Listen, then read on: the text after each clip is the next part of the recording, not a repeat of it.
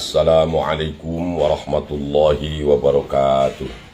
Rabbana auzi'na an nashkura ni'mataka allati an'amta alaina wa ala walidina wa an na'mala salihan tardah wa adkhilna bi rahmatika fi ibadika salihin.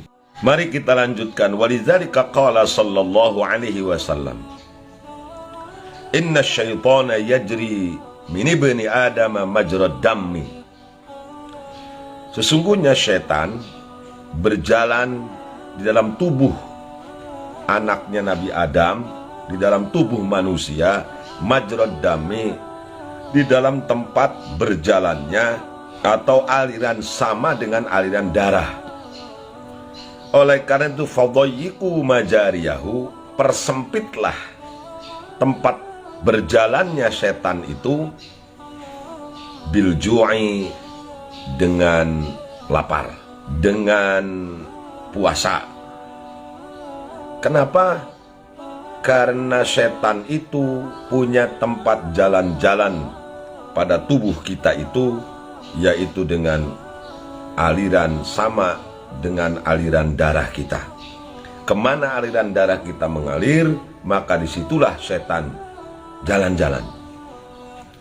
Wadzalika, yang demikian itu, annal ju'a, bahwa sesungguhnya lapar itu uksir syahwata, menghancurkan seluruh syahwat. Jadi karena setan ini tempat jalannya adalah aliran darah, maka persempitlah aliran darahmu itu, tempat mengalirnya setan itu, bil ju'i, dengan lapar, dengan puasa. Karena puasa itu, karena lapar itu bisa menghancurkan syahwat, bisa menghancurkan kemauan. Ya tentu puasanya bukan puasa ayakan, segala aya dihakan, bukan. Wa majra syaitani asyahwatu, sementara tempat berjalannya setan itu syahwat. Wali ajrik tinapi syahwatil qalbi min jawanibihi, dan agar supaya mengepung syahwatil qalbi dalam hatinya, min jawanibihi, di sekitarnya, kanan kirinya, di depan, di belakangnya, di sampingnya. Oleh karena setan ini punya tempat jalan-jalan di dalam tubuh kita, berdasarkan hadis junjunan kita bahwa di dalam tubuh kita ini ada tempat jalan-jalannya setan, yaitu aliran darah. Maka untuk menyempitkan aliran darah itu, salah satunya adalah dengan puasa, dengan lapar. Maka kalau orang lapar itu, kalau orang sedang puasa, syahwatnya itu, keinginannya itu akan menyempit. Tidak seperti orang yang tidak sedang puasa, pengen apa saja dimakan, pengen apa saja diminum. Nah, sementara itu syahwat mengalir sesuai dengan seirama dengan aliran darah, dan disitulah setan masuk. Maka sekali lagi, untuk mempersempit gerak-gerik setan dalam tubuh kita, menurut Imam Ghazali, sesuai dengan hadis Kangjeng Nabi, adalah memperbanyak puasa.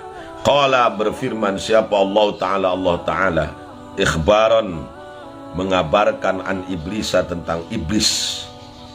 Allah berfirman, berbicara tentang iblis di dalam Al-Quran, surat Al-A'raf ayat 16 dan 17. Silakan Anda buka sendiri.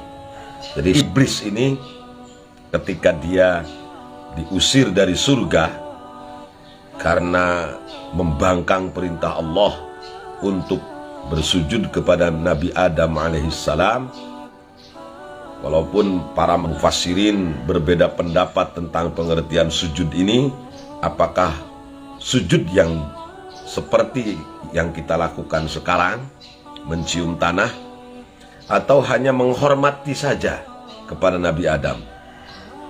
Dalam hal ini para ulama berbeda pendapat. Akan tetapi yang jelas, si iblis ini melanggar perintah Allah Subhanahu wa Ta'ala. Dia tidak mau menghormati Nabi Adam alaihissalam. Dia membangkang perintah Allah, maka Allah sangat murka. Karena alasan pembangkangan itu tiada lain adalah si iblis merasa dirinya lebih baik daripada Nabi Adam. Khalaqtahu min tin wa khalaqtani min nar. Kata iblis, yang benar saja Tuhan, masa engkau kan menciptakanku dari api sementara engkau menciptakan Adam dari tanah? Kan api itu lebih mulia dari tanah. Masa yang lebih mulia, yang lebih baik, yang lebih mewah harus tunduk kepada sesuatu yang hina? Gengsi dong. Nah, ini salah satu sifat iblis. Karena dia merasa lebih baik, lebih unggul, maka dia tidak mau menundukkan dirinya, menghormati makhluk yang dianggapnya lebih hina. Maka Allah sangat murka itu. Iblis, kurang ajar kamu. Keluar kamu dari surgaku. Karena surga ini tidak ada bagian bagi makhlukku, bagi hambaku. Siapa saja yang memiliki kibir dalam hatinya, merasa sombong, merasa lebih baik daripada yang lain, pergi kamu iblis. Akhirnya si iblis ini dikutuk menjadi al-makhlukur rajim, makhluk yang terkutuk. Keluarlah iblis dari surga. Dasar si iblis sudah diusir dari surga, dia masih tetap minta beberapa permintaan. Boleh Tuhan, aku ini dikeluarkan dari surga, tapi ada beberapa permintaan. Baik, kata Tuhan, apa yang kau minta iblis? Pertama, tolong panjangkan umurku sampai hari kiamat. Boleh, kata Tuhan. Oke, aku ACC. Kedua, berikan kesempatan aku untuk menggoda Adam dan anak cucunya, biar mereka menjadi teman-temanku nanti di neraka. Silakan iblis, silakan. Ini banyak redaksi yang Allah sampaikan tentang cerita sumpahnya si iblis di hadapan Allah Subhanahu wa taala ketika dia diusir dari surga. Antara lain redaksinya ini, la aqudanna lahum siratal mustaqim. Aku akan menghalangi mereka semua dari jalanmu yang lurus. Lalu aku akan datangi mereka di depan, di belakang, samping kanan, samping kiri. Dengan berbagai macam cara aku akan goda anak cucunya Adam alaihissalam supaya menjadi teman-temanku nanti di neraka. Wala tajidu aktsarahum syakirin. Lihatlah Tuhan, aku jamin, kata iblis, kebanyakan dari anak cucu Nabi Adam akan menjadi temanku nanti di neraka. Engkau akan mendapatkan sedikit sekali dari mereka yang bersyukur kepadamu, wahai Tuhan. Kata Allah, silakan iblis, silakan kau goda semua anak cucu Nabi Adam. Tapi satu yang tidak akan pernah bisa kau goda adalah illa ibadiya minhumul mukhlasin atau mukhlisin, kecuali hamba-hambaku yang ikhlas. Maaf iblis, mereka tidak akan dapat pernah kau goda. Silakan kau goda. Mungkin di antara hambaku yang miskin bisa kau goda sehingga mereka tidak bersabar. Orang yang kaya di antara anak cucu Nabi Adam kau goda sehingga mereka tidak mau bersyukur. Mereka menjadi kaum-kaum yang bakhil, yang pelit. Di antara anak cucuku yang alim bisa kau goda sehingga mereka tidak mengamalkan akan ilmunya. Di antara hamba-hambaku yang bodoh, silakan kau goda sehingga mereka tidak menjadari kebodohannya. Tetapi ada satu kelompok yang tidak pernah akan kau dapat goda sedikit pun, iblis. Siapakah dia? Dia adalah orang hamba-hambaku yang ikhlas. Waqala, dan bersabda junjungan kita Rasulullah sallallahu alaihi wasallam, inna syaitana, sesungguhnya setan, qa'ada, duduk setan, menghalangi setan, libni Adam, untuk ibnu Adam, manusia, lahu, bagi manusia itu, bitorikil Islam, dari jalan Islam. Faqala, berkata si setan, ataslamu wa tatruku dinaka wa dina abaika. Apakah kamu seorang muslim? Oh iya, saya seorang muslim dong. Apa siap kamu meninggalkan agamamu dan agama bapak moyangmu ini? Fa'asohu, orang ini, setan ini membisikkan, sudah Kang Mas, kamu pindah agama saja, jangan jadi muslim. Mau kan? Oh, kata Kang Mas, enggak mau. Saya sejak kecil, bahkan ibu bapak saya seorang muslim, nenek moyang saya muslim. Tidak mungkin saya berpindah kepada agama lain. Tidak mungkin saya murtad. Summa qa'adalahu bitorokil hijrah. Wah, ini nggak benar ini. Kata setan, ini kuat imannya. Dia disuruh keluar dari agamanya, dia nggak mau. Apakah menyerah setan? Enggak. Faqa'adalahu bitorokil hijrah. Setan menghalangi jalan dari jalan hijrah. Faqala, dia berkata, atuhajiru atadau ardoka wa sama'aka. Apa kamu mau berhijrah bersama Kangjeng Nabi? Hijrah di sini maksudnya hijrah badaniyah, hijrah secara fisik. Kamu tinggalkan orang tuamu, kamu tinggalkan kampung halamanmu untuk ikut bersama Rasulullah berhijrah dari Mekah ke Madinah. Fa'asahu wa hajaro. Lalu tidak mengikuti jalannya setan, dia tetap berhijrah. Tentu hijrah di sini, kalau hijrah kita adalah hijrah qalbiyah. Goda lagi, summa qa'adalahu bitorikil jihad.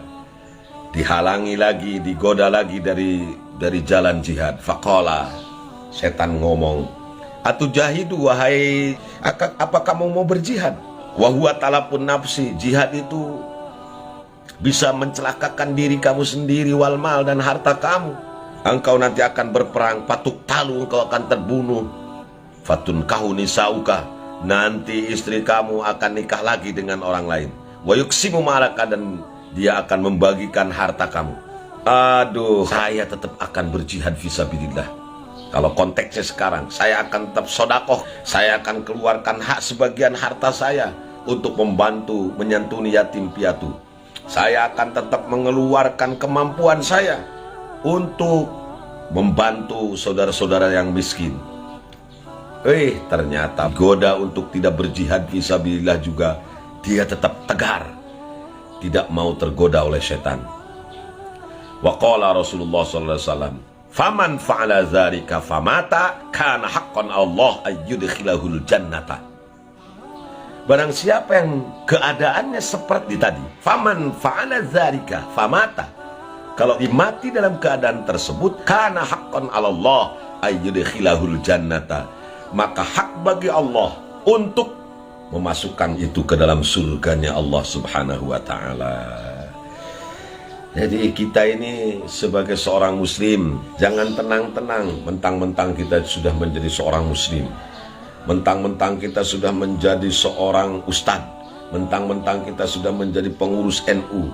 Tenang, saya pasti bakalan selamat dari godaan setan. Setan tidak pernah takut kepada orang alim, tidak pernah takut kepada orang kaya, tidak pernah takut kepada pejabat. Setan tidak pernah takut kepada orang bodoh, kepada orang miskin. Siapapun akan digoda oleh setan, kecuali satu, sekali lagi, yang tidak mungkin akan bisa digoda adalah hamba-hamba Allah yang ikhlas kepadanya. Yang ikhlas itu pengertiannya luas tentunya. Ikhlas dalam beramalnya, ikhlas dalam ketauhidannya, tidak pernah dibarengi dengan syirik kepada Allah, ikhlas dalam segala hal perilakunya, maka dialah orang-orang yang akan selamat dari godaan setan laknatullah alaih dan akan menghuni surganya Allah, tidak menjadi temannya setan di dalam nerakanya. Na'udzubillahi min dzalik. Itu saja yang dapat saya sampaikan, kurang lebihnya mohon maaf. Yang benar datang dari Allah, yang salah datang dari kebodohan saya. Semoga Allah mengampuni dosa kita semua. Khidma sofa wa da'ma qadar wal afu minkum wallahul muwaffiq ila aqwamit thariq. Wassalamualaikum warahmatullahi wabarakatuh.